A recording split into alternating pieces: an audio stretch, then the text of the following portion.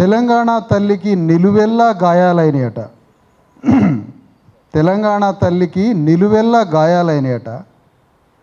4 ఉద్యోగాల తేడా వస్తే తెలంగాణ సమస్య అయిందట. అది 500 టీఎంసీల నీళ్ల తేడా వస్తే అది తెలంగాణ సమస్య అయిందట. 4 నియామకాల్లో తేడా వస్తే అది తెలంగాణ సమస్య అయిందట. 2.5 కోట్ల మంది బీసీల రిజర్వేషన్ సమస్య మాత్రం తెలంగాణ సమస్య కాదా అని అడుగుతున్నాడు ఆయన. ఇది తెలంగాణ సమస్య కాదా? ఇది తెలంగాణ రాష్ట్ర సమస్య కాదా? ఇది మా బీసీల సమస్య. ఇది ఏమి రాజనీతి, ఏమి పాలిటిక్స్ ఇది? ఒక ప్రతిపక్ష నేత నుంచి స్పందన లేదు, ఒక ప్రభుత్వాన్ని పరిపాలిస్తున్న ముఖ్యమంత్రి నుంచి స్పందన లేదు, వివిధ పార్టీల అగ్రవర్ణ పార్టీల నుంచి ఎలాంటి స్పందన లేదు. అది బీసీల సమస్య, అది బీసీల సమస్య. ఇది బీసీల సమస్య కాదు, ఇది తెలంగాణ రాష్ట్ర సమస్య, ఇది భారతదేశ సమస్య. ఇది బీసీల సమస్య ఎట్లయితుంది? నిజాం నవాబు ఒక మాట అంటే దాశరథి రంగాచారి తెలంగాణకి నిలువెల్లా గాయాలేని అట నిజాం నవాబు దాడి చేస్తే. మరి బీసీలు తెలంగాణ రాష్ట్ర సంపదని నిర్మిస్తున్నవారు, తెలంగాణ సంపదని, తెలంగాణ రాజ్యాన్ని, తెలంగాణలో ఉన్న భూమిని, సమస్త సంపదని సృష్టిస్తున్న కార్మిక కర్షక వర్గమైన 2.5 కోట్ల మంది బీసీల రక్త మాంసాలతో తెలంగాణ రాష్ట్రమే తయారై నిర్మాణమవుతున్న ఆ బీసీలు చదువుకోవడానికి, ఉద్యోగాలు చేయడానికి, స్థానిక సంస్థల్లో పాల్గొనడానికి వారికి జీవితాన్ని ప్రసాదించే 42% రిజర్వేషన్ సమస్య తెలంగాణ సమస్య కాదా? అది ఎవరు ఏమని ప్రజెంట్ చేస్తుంది ఈ సమాజం? ఇది 100% తెలంగాణ రాష్ట్ర సమస్య. తెలంగాణ దేహంలో, తెలంగాణ దేహం, అందులో మేము భాగం. ఎంత భాగం? 90% మా పీడితుల భాగం ఉంది ఇందులో. ఈ సందర్భంగా ఈ దృక్పథంతో చూడమని కోరుతున్నాను అందరిని. మనకు ఉండే దృక్పథం, మనం చూసే దృక్పథంతో మనకు ప్రపంచం అర్థమవుతూ ఉంటుంది. ముఖ్యంగా తెలంగాణలో రాష్ట్రంలో 42% రిజర్వేషన్స్ బీసీ ప్రజలకి కావాలనేటువంటి బీసీ ప్రజల గుండె ఘోష, డిమాండ్ బయటకు వచ్చింది.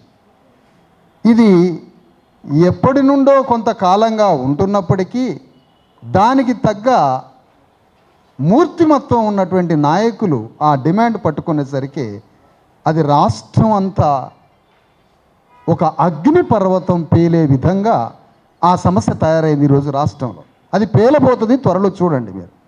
అది అగ్ని లావాలాగా మొత్తం తెలంగాణ అంతా ఈ సమస్య విస్తరించింది. ఒక్క మహాధర్నాకి అట్లా పిలిపిస్తే మహాధర్నా చేద్దాం, 42% రిజర్వేషన్ పట్ల నిర్లక్ష్య వైఖరికి కారణంగా పనికిరాని రాజ్యాంగ బద్ధతకి, చట్టబద్ధతకి నిలబడని చట్టాలు తయారు చేసి కోర్టుల ముందు, దేశం ముందు తెలంగాణ రాష్ట్ర ప్రభుత్వ పరువు తీసుకొని పరాభవ జీవోలు ఇచ్చినందుకు వ్యతిరేకంగా 9th షెడ్యూల్లో ఈ చట్టాన్ని చేర్చి ఒక తల్లి గర్భంలో ఉండే భద్రతని ఈ చట్టానికి ఇవ్వమని ఒక్క ధర్నాకి పిలిపిస్తే తెలంగాణలో ఉన్నటువంటి అనేక మంది ఈ అజెండాతో మొన్న మహాధర్నాకు వచ్చి అద్భుతంగా విజయవంతం చేసినందుకు, ఆ విజయవంతం చేసిన ప్రేరణతో రాబోయే రోజుల్లో 42% సాధించుకోవడం తెలంగాణలో ఉన్న 2.5 కోట్ల మంది బీసీలకి చిన్న విషయమే. అది ఎట్లాగో సాధిస్తాం. అంతిమ లక్ష్యం తెలంగాణ రాష్ట్రంలో రాజ్యాధికారాన్నే చేపట్టే ఒక మహత్తరమైనటువంటి ఒక మహాపోరాటం ఉంది. ఆ పోరాటానికి ముందుగా ఒక విజయం కావాలి. మాకు ఒక విజయం అయితే ఆ విజయం ఒక ప్రేరణని, శక్తిని ఇవ్వడానికి 42% రిజర్వేషన్ల చట్టాన్ని 9వ షెడ్యూల్లో పెట్టే ఒక అతిపెద్ద పోరాటం రాష్ట్ర ప్రభుత్వాధినేత రేవంత్ రెడ్డి మీద, ఆ బరువు బాధ్యతల్ని పెట్టి అతన్ని ఢిల్లీ మీద యుద్ధం చేయించడం, బీజేపీ పార్టీ కూడా ఎందుకు ఈ సమస్యని పరిష్కరించదో దాన్ని దోషిగా దేశం ముందు నిలబెట్టడం, ప్రతిపక్ష పార్టీ హోదాలో ఉన్న టీఆర్ఎస్ పార్టీ ఈ సమస్యని తాను మీద వేసుకొని ఎందుకు యుద్ధం చేయట్లే? అమ్మా చాలా జాగ్రత్తగా వినండి. తెలంగాణ రాష్ట్రం అనే డిమాండ్ పార్లమెంటు చట్టానికి సంబంధించింది. అది మరి పార్లమెంటులో సంబంధించిన చట్టమే కదా, పార్లమెంటులో చేసుకోవచ్చు అని అన్నారా మీరు? టీఆర్ఎస్ పార్టీ వాళ్ళు అనలే. గ్రామం పోయి మనిషి దగ్గరికి పోయి 3.5 కోట్ల మందికి తెలంగాణ ఉద్యమాన్ని రగిలించారు. కానీ కేటీఆర్ ఏమంటాడు? పార్లమెంట్లో బిల్లు చేసుకోండి అంటాడు. అంటే నువ్వు మా సమస్యను పట్టుకొని 2.5 కోట్ల మందిలో ఈ సమస్యని, ఈ డిమాండ్ని, ఈ ఉద్యమాన్ని, ఈ పోరాటంలో మీరు పాల్గొనరా? పార్లమెంట్లో చూసుకోమని చెప్తాడా కేటీఆర్? మరి నీ తెలంగాణ ఉద్యమాన్ని కూడా నువ్వు పార్లమెంట్లో చూసుకొని ఇక్కడ ఉద్యమం చేయకుండా ఉండకపోయినావు. మరి నీ పార్లమెంటులో నీ తెలంగాణ వెలమ రాజ్యాన్ని, రెడ్డి రాజ్యాన్ని స్థాపించుకోవడానికేమో నువ్వు రాష్ట్రమంతా కలియదిరిగి 3.5 కోట్ల మందిని తయారు చేస్తావు. బీసీల 42% రిజర్వేషన్ల చట్టాన్నేమో మోడీ పోయి ఆడ కూర్చొని బిల్లు చేసుకోమంటావా? ఈ సాధన యుద్ధంలో నువ్వెందుకు పాల్గొనవో నువ్వు ప్రజల ముందు క్షమాపణ చెప్పాలి. ఫస్ట్ పాయింట్, ఎందుకు పాల్గొనట్లే? కేసీఆర్ అనే వ్యక్తి అంతఃపురంలో ఉంటున్న ఆ అఘోర ఎందుకు బయటికి రావడాలే? ఆ అంతఃపుర అఘోర ఎందుకు ఈ సాధనలో పాల్గొనట్లే? ఎందుకు ఈ పోరాటంలో పాల్గొనట్లే? నేను కేసీఆర్ని ఈ సందర్భంగా ఒక మాట అడుగుతున్నా. దయచేసి మిత్రులారా, ఒక దృక్పథాన్ని అలవాటు చేసుకుందాం మనం.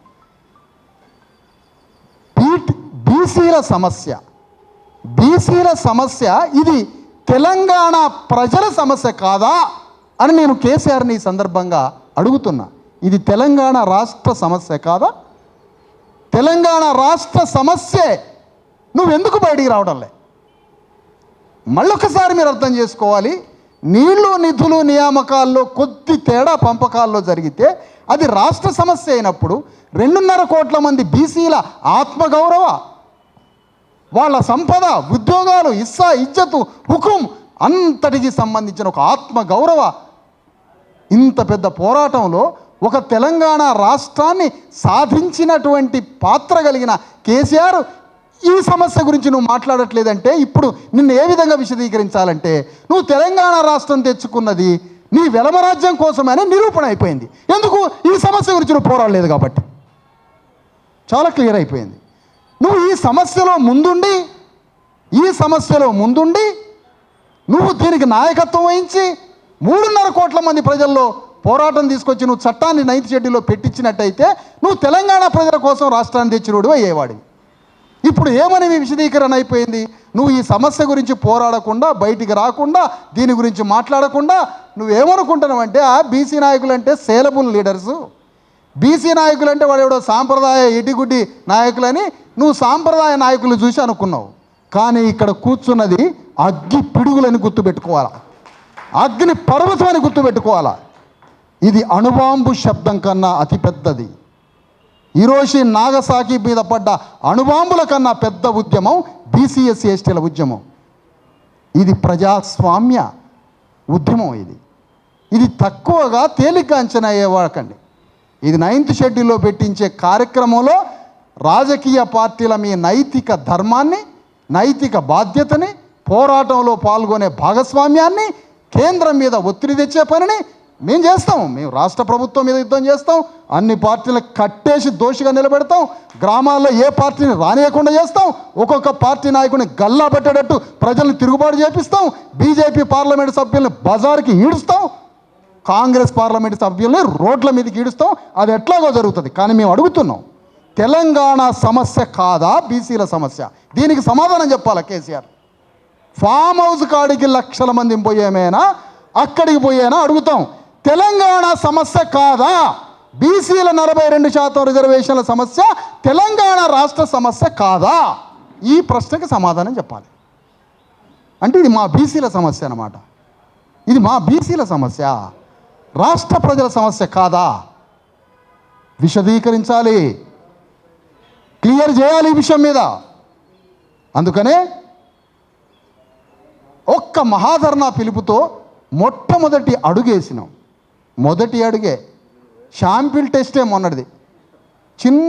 చిన్న టెస్ట్ లాంటి శాంపిల్ పుస్తకంలో మొదటి పేజీ తీసినాం. మా పోరాటం అనే పుస్తకంలో అట్టా తీసినాం మొన్న మహాధర్నాతో. అసలు విషయ సూచిక పేజీలు ఒక్కొక్కటి బయటికి తీస్తాం. అందులో కామారెడ్డి పట్టణంలో డిక్లేర్ చేసినావు కదా బీసీల రిజర్వేషను, నీకు ఏ ఊరు దొరకనట్టు మళ్ళీ కామారెడ్డి పెట్టినవాడు. రెడ్డి ఉన్న కాడనే రిజర్వేషన్లని అక్కడ ఏదో వాళ్ళని పిలిపించి సిద్ధరామయ్యని పిలిపించి అక్కడ ఒక తీర్మానం చేసినాం. అదే కామారెడ్డిలో కాంగ్రెస్ పార్టీ మీద కథన రంగానికి వచ్చే నెల 10వ తారీఖు మీద ఒక మహాయుద్ధ సభను నిర్వహించబోతున్నాం కామారెడ్డిలో. అది ఇప్పుడు చిరంజీవి గారు ప్రకటించినటువంటి సాధనా సమితిని ముందుండి నడిపిస్తున్న చిరంజీవి గారు ఇచ్చిన ప్రకటన. కామారెడ్డిలో ఈ సభ పెట్టి ఏమయ్యా నువ్వు కామారెడ్డిలో తీర్మానం చేసినావు, దాని అమలేది? ఆ ఆయుధాన్ని మరింత నూరినావు టీఆర్ఎస్ మీదకి. దాని అమలేది అంటే టీఆర్ఎస్ని పొడవడానికి బీసీల కత్తి నూరుతున్నావు, కానీ దానితో యుద్ధం లేదు, దాని చట్టం లేదు. నీ కోసం, నీ యుద్ధం కోసం దాని కత్తి నూరుతున్నావు. కామారెడ్డిలో సభ జరుగుతుంది వచ్చే నెల 10వ తారీఖున. అది రాష్ట్ర వ్యాప్తంగా ఉన్న బీసీ గుండెల్లో, అణగారిన పీడిత వర్గాల గుండెల్లో ఉన్న ఆ గుండె ఘోషకి ప్రతిరూపంగా రేపు కామారెడ్డిలో సభ నిర్వహించి ఆ సభ ద్వారా చూపించి దాని నుంచి అనేక జిల్లాల పర్యటనల తేదీలు కూడా చిరంజీవి గారు ఆ రోజు ప్రకటిస్తారు అక్కడ. మరి వచ్చే ఈ 3వ తారీఖు, 4వ తారీఖు, 5వ తారీఖుల్లో ఆయా మండలాలలో, ఆయా